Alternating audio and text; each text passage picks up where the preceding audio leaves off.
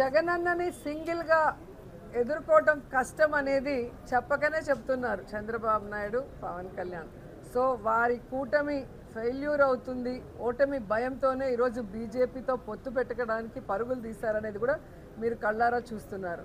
ఎందుకంటే చంద్రబాబు నాయుడు క్యారెక్టర్ అందితే జుట్టు, అందకపోతే కాళ్ళు అనే రకం. గతంలో ఏ విధంగా మోడీ గారి తో జతగలవటానికి ఎన్ని రకాలుగా ఆయన్ని పొగిడారో మనం కళ్ళారా చూసాం. ఆ తర్వాత భార్యని చూసుకోలేనివాడు రాష్ట్రాన్ని ఏం చూస్తాడు, తల్లిని చూసుకోనివాడు ఏమని అసలు ఎక్స్ట్రీమ్గా పర్సనల్ విషయానికి వెళ్ళి మోడీ గారు ఏపీకి వచ్చినప్పుడు నల్ల బెలూన్లు ఎగరేసి అమిత్ షా కారు మీద రాళ్ళు వేయించి ఎంత నానా హంగామా చేశాడో మనం చూసాం. అలాగే రాహుల్ని ప్రధాని చేస్తాను అని చెప్పి మరి కొన్ని రాష్ట్రాల్లో ఎలక్షన్స్ జరిగేటప్పుడు కాంగ్రెస్ పార్టీకి ఫండింగ్ కూడా చేయటం మనం కళ్ళారా చూసాం. ఈరోజు ఆంధ్రప్రదేశ్లో లాస్ట్ 5 yearsలో ఆయన చేసిన స్కాముల వల్ల అన్ని సాక్ష్యాధారాలతో దొరికిపోయి ఈ మధ్యలోనే జైల్లో కూర్చున్నాడు. కాబట్టి ఇప్పుడు కనుక మనం సింగిల్గా ఫైట్ చేస్తే ఓడిపోతే ఈ స్కాముల్లో మనం పక్కాగా జీవితాంతం జైల్లో కూర్చుంటాం అన్న భయం పట్టుకుంది. కాబట్టే ఈరోజు మోడీ కాళ్ళ దగ్గర మొత్తం పార్టీని పెట్టేసి మీరు ఎలా చెబితే అలా అని జీ హుజూర్ అన్న రకంగా ఈరోజు ఢిల్లీలో తెలుగువాడి ఆత్మగౌరవాన్ని తాకట్టు పెట్టింది మనం కళ్ళారా చూసాం. అంటే తాను జైల్లో వెళ్లకుండా హ్యాపీగా లైఫ్ బయట లీడ్ చేయాలి, తనను నమ్ముకున్న కార్యకర్తలు, ప్రజలు, రాష్ట్రం ఎటుపోయినా పర్లేదు అనే క్యారెక్టర్ని మనం చంద్రబాబు నాయుడు దగ్గర అలాగే పవన్ కళ్యాణ్ దగ్గర కళ్ళారా చూస్తున్నాం.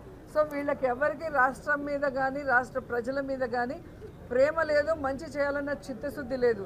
కేవలం పొత్తులతో అధికారంలోకి రావటం, దోచుకోవటం, ఆ దోచుకున్నది దాచుకోవటం, ఎక్కడైనా కేసుల్లో ఇరుక్కుంటే దాన్ని తప్పించుకోవడానికి మళ్ళీ పొత్తులు పెట్టుకొని మళ్ళీ ముందుకు పోవటం.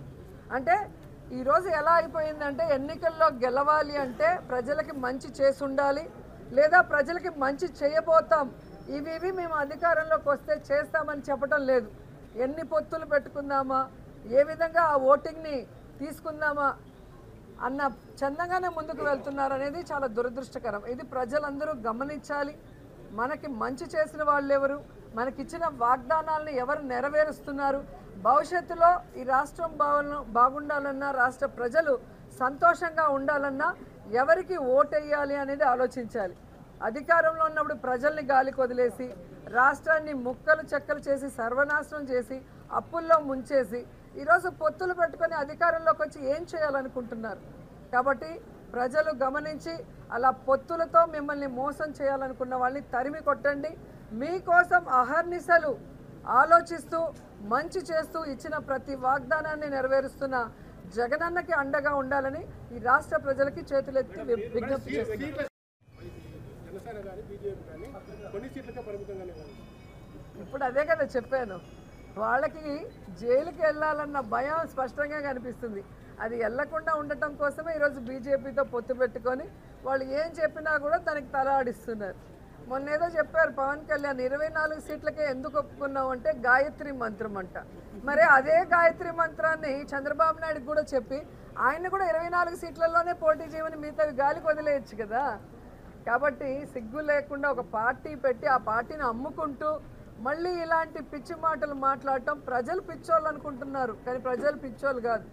ఎవరైతే పిచ్చి పిచ్చిగా మాట్లాడుతున్నారో వాళ్ళకి ఇప్పటికే నించున్న 2 చోట్ల ఓడించారు. ఆ భయం పట్టుకుంది కాబట్టి నాకు తెలిసి ఈసారి ఎమ్మెల్యేగా కంటెస్ట్ చేయడు అని అనుకుంటున్నాను. ఏ రోజు వ్యక్తిగత విమర్శలు చేయలేదండి, మేమెవరు చెప్పలేదండి. ఆయన డిక్లేర్ చేసుకున్నాడు ఆయనకి ఎంతమంది ఉన్నారని.